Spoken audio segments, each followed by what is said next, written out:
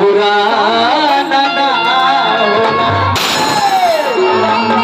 लड़का कहता है ना तो नहीं आता है ना वो ऊपर लड़का कहता कि सुना तू फोन कहे नहीं करलू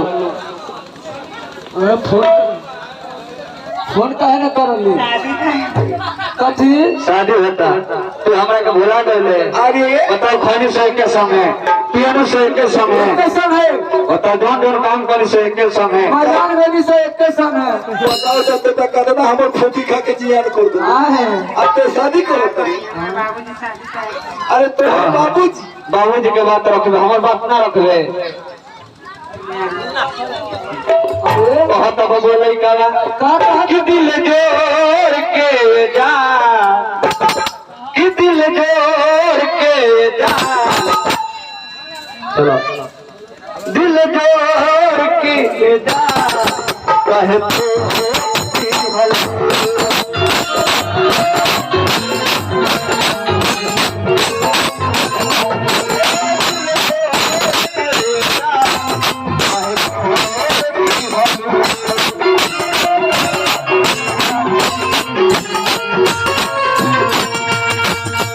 तो अपना लूटा घरों में कहा दम था जहाँ किस्ती से चुकी वहाँ पानी ही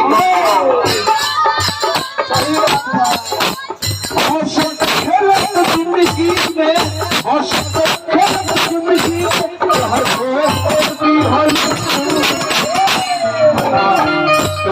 प्यार का पहले रहे तो हम बहुत गलत आज हमारा जिंदगी में बहुत धूल और नाचत मारे दिल को